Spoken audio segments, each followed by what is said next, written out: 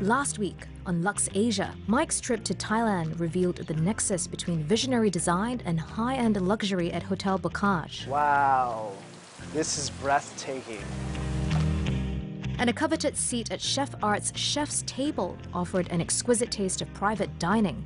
This chef's table is it's like performance art in itself. This week, Luxe Asia's journey continues in Kyoto. Roz goes on a culinary adventure where she discovers what a meal made for Japanese nobles is all about. There's so many different parts to it. There's a story behind it. And gets a private tour of the city's most Instagrammable spots. This is the only way you can see this view.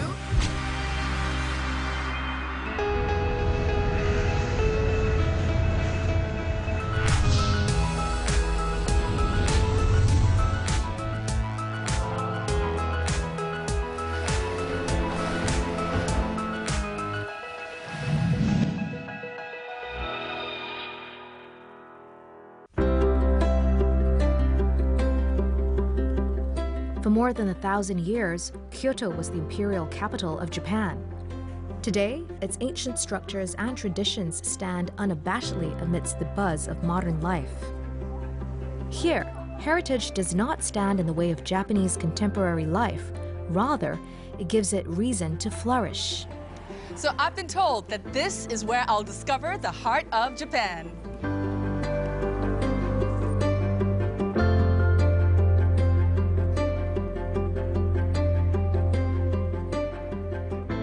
Kyoto's kitchens have been perfecting traditional Japanese cuisine for centuries.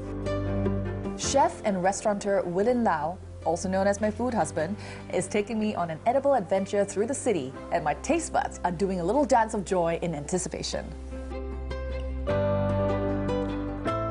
We're starting with dessert at Kagizen Yoshifusa Honten.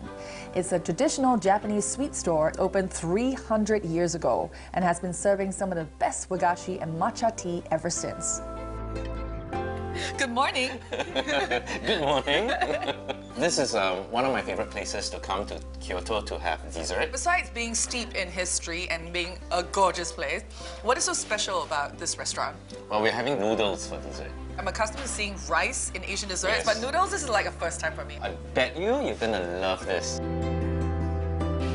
It's so pretty, so excited. So this is it.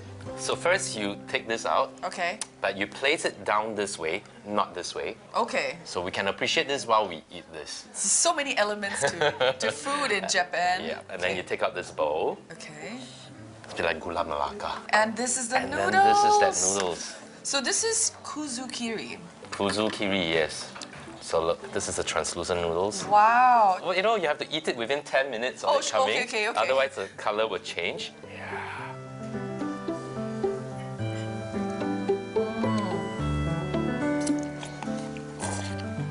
So what color does it change to?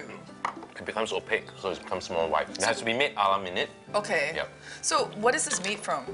It's Kuzukiri. made from a root called kuzu. Kuzu root is it's been used in medicinal herbs for a long time. It's meant to make your complexion look good. Oh. And a lot of other things, antioxidant, good for the health. Hi, hello. Konnichiwa. Konnichiwa. Hi. That's delicious. Please Thank take you. a seat. Yeah. So is kuzu kiri available in the rest of Japan? これは京都だけです。Just only 京都。 Oh, so what is the special technique that's used to make this? Oh my goodness, this came from that? This is kuzu. Okay, this is... This is then made into the Kuzu. powder. Yes, kuzu flour.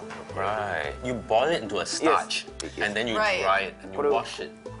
Crush Crush it. and then Okay. put in water. And it takes a long time to make it into this. Yes, 1 year. 1 year. 1 year? How long does it take to grow this? とても長いですよ。もう大きいものは何年もかかって5年も10年もかかって。 Oh my goodness, this is so special. I love this place. Thank you so much. Thank you. So much. Our culinary quest takes us to Taco Nudo, a casual izakaya cheekily named after a mythical octopus monster feared by Japanese fishermen. It's also a term used to make fun of old, bald guys. Wow, it smells amazing. Right, we're here for a dish called akashiyaki.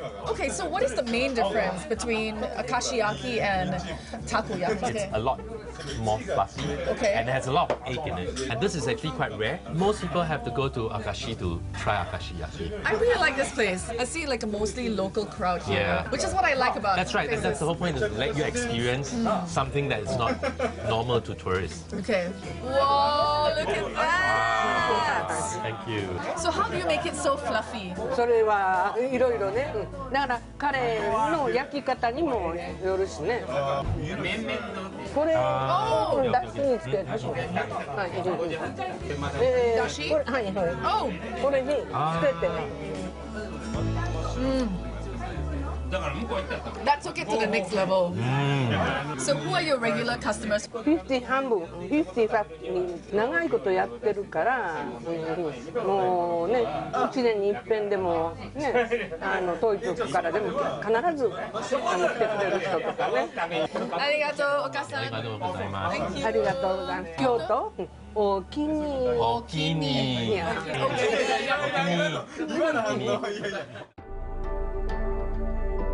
Oh my god, that was so good. I know, right? My only problem, it was just too little because I could have had more. Well, pace yourself because we have a few more stops to go.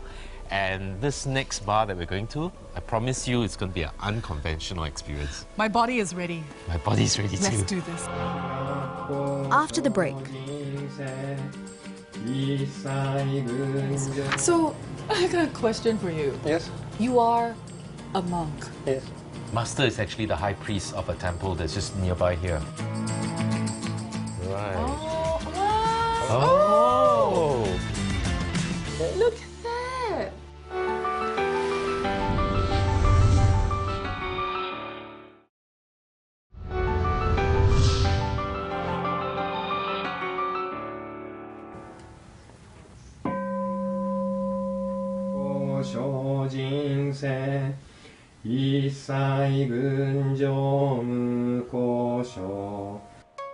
Willen leads me to the Kyoto Monk Bar, also known as Bozu Bar.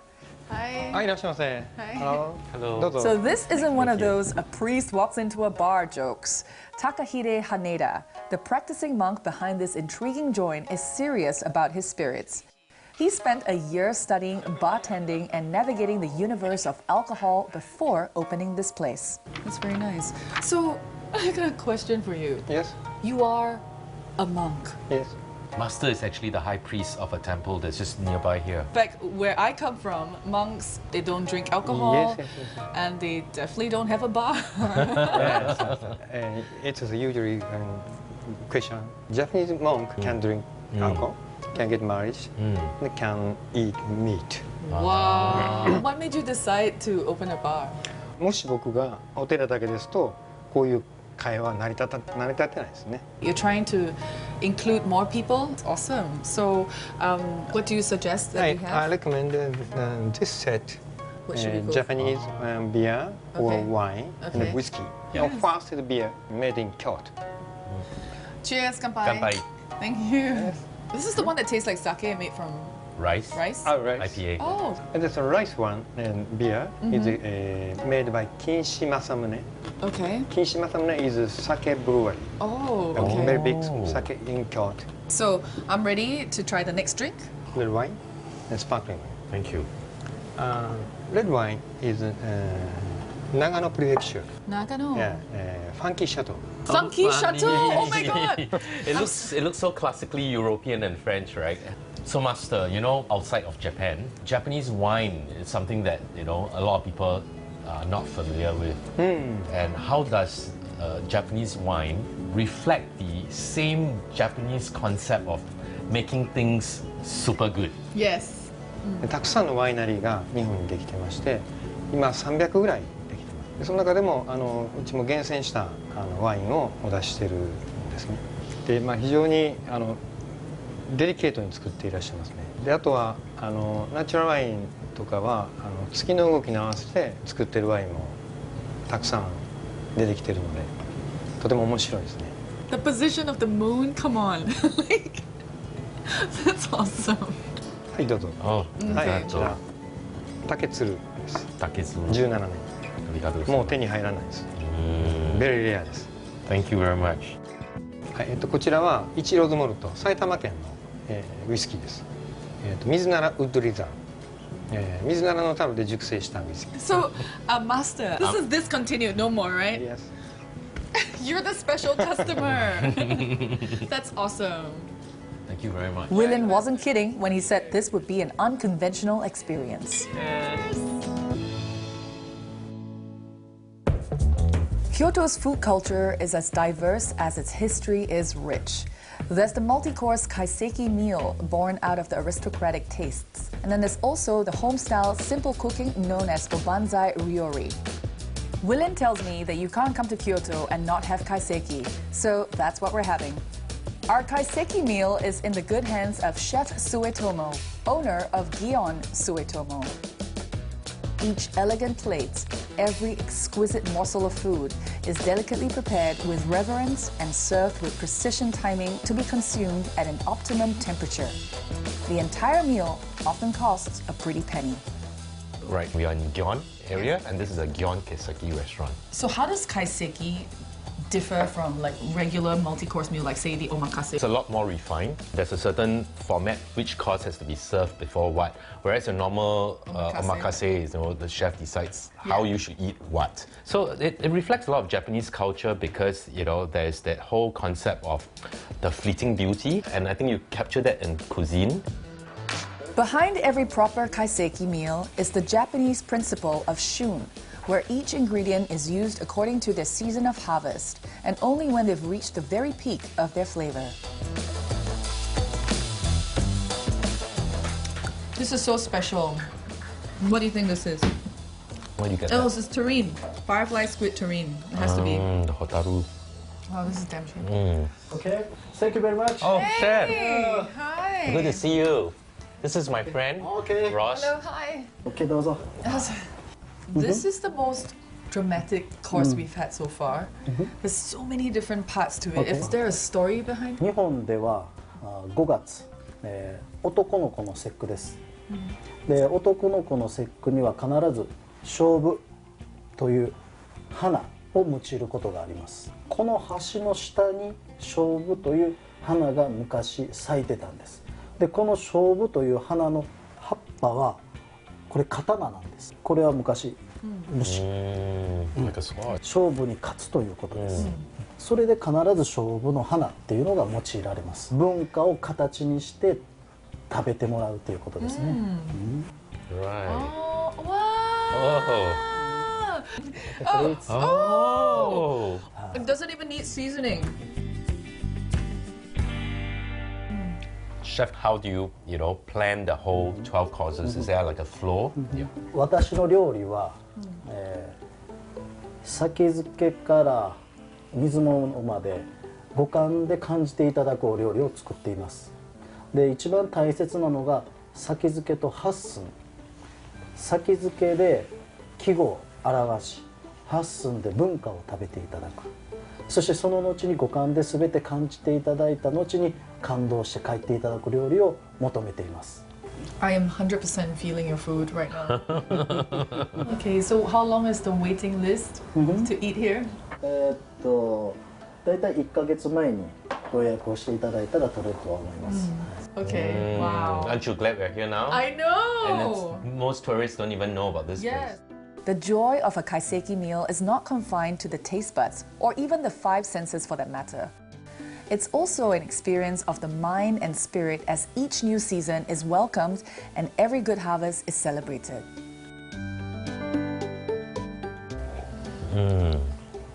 Oishi, oishi. Oh, this is really awesome. Thanks, man. This has been a really special experience. It was my pleasure, really. Cheers.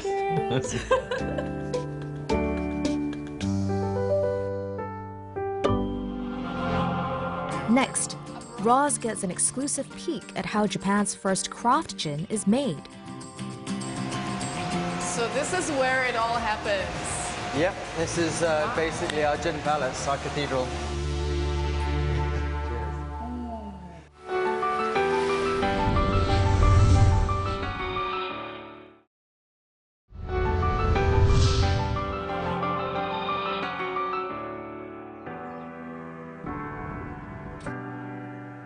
over Kyoto, you'll find the recurring theme of tradition meets contemporary.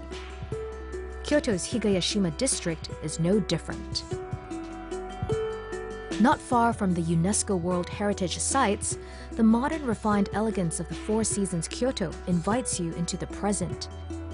But look outside, and the view of its ancient pond garden takes you back 800 years when a Japanese warrior walked its serene paths.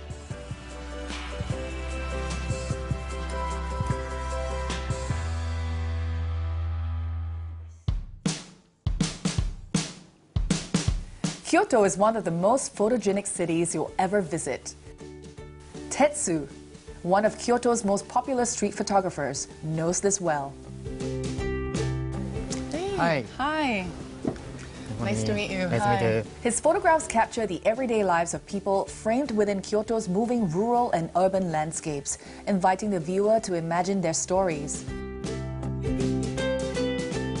This is quite spectacular. It's 800 years old. Yes. Extremely old garden, but so beautiful still. Anyway, I checked out your Instagram. Really, really love your photos. Thank you. And I'm really excited to see where we're going today on our photo tour. So where exactly are you going to be taking me? I'll show you the best spot in Kyoto. Oh, of course. Okay, ikimashu? Let's go. Yes. Today, he's taking me on a scenic tour of his favorite places in Kyoto. But first, a stroll through the centuries-old pond garden. It's one of the few gardens created at the end of the Heian period, the peak of Imperial Japan. Roaming around it is like time traveling at a slow, peaceful pace. Lesser cities would have let the flashiness of modern life take over and dominate the landscape. Not Kyoto, though. The new appears to have reverence for the old, and they coexist in a peaceful setting, seemingly blessed by the temples that proliferate the area. We head to the Arashiyama district on the outskirts of the city. Tetsu said he was going to show me the romantic side of Kyoto. Wow, this is amazing. Really, really beautiful. He's invited me on board what's been named the Sagano Romantic Train. It chugs along the Hosogawa River for 7.3 kilometers, showing off the beautiful scenery along its path. And yes, it is romantic. Is this the only way you can see this view by taking this train? そうですね。これに乗った時だけじゃないとこの景色は見れないです。秋の季節がやっぱり紅葉の時期なので、綺麗な山の景色が撮れるのがすごい好きです。 Okay, okay. The scenic train ride was only 25 minutes long, but I feel like it's transported my mind further away. And as we walk up to the famous Sagano Chikurin, I imagine the towering bamboo trees are gentle giants, swaying happily in the breeze and allowing the sunlight to dance between them. この竹のまっすぐなロケーションっていうのは他でなかなか見れないものだし、写真撮るにはすごく好きな場所です。 So how is bamboo unique to the Japanese culture? この竹は昔から伝統工芸品でもよく使われていて、それ以外でもよくお茶を立てる時に使う茶筅なんかでも使ってるんです。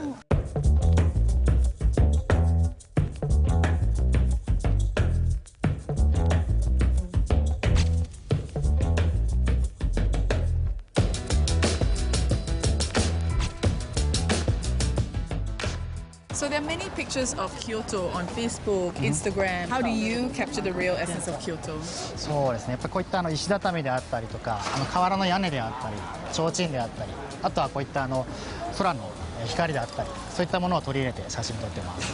この先に川沿いの人が少ないところがあるので、そこに行きましょう。Oh, to the river. All right. The Arashiyama district has attracted admirers since the days of the ancient nobles, and it's obvious why. Its forested mountainside as a backdrop to everything in the area can make even the most photo-averse want to take a picture.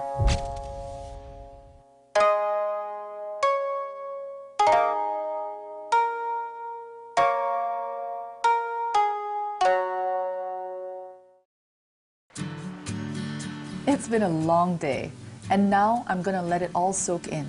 The mountains, the trees, the river, as I unwind in my hotel's indoor pool and jacuzzi.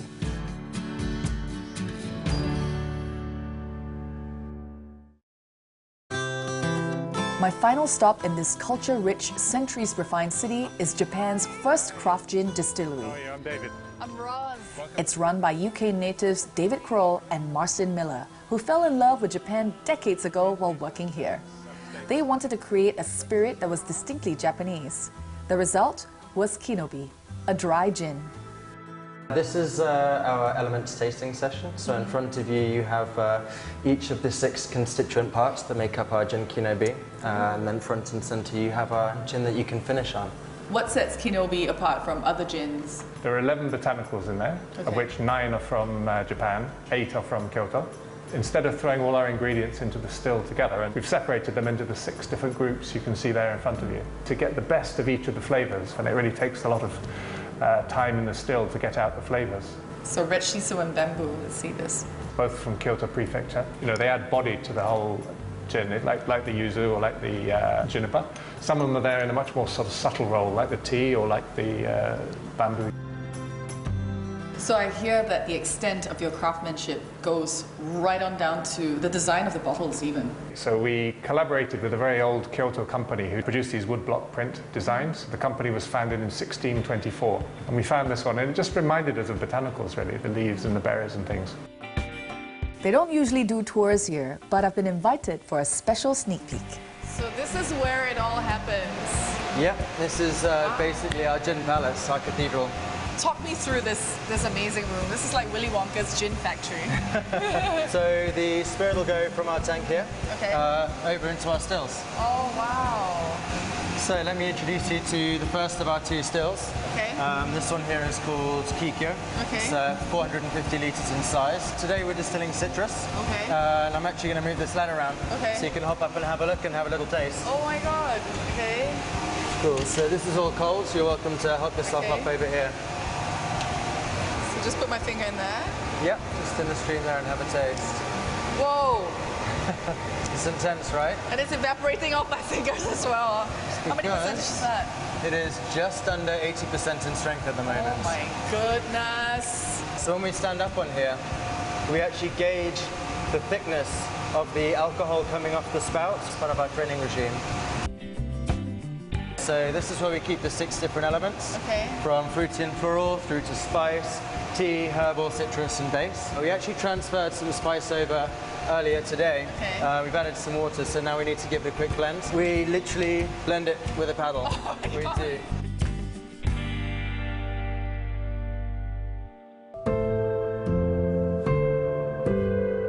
It seems that even as new creations emerge from Kyoto, when distilled, the ideas inevitably reveal some essence of Japanese tradition. And Kyoto's embrace of Japan's spirit can be found as easily captured in a bottle as just about anywhere. Next week on Luxe Asia, Mike discovers what makes Dubai the perfect stop for business travelers. This is actually pretty good. Oh my God. Yeah, how do you top this? So nice to see you all.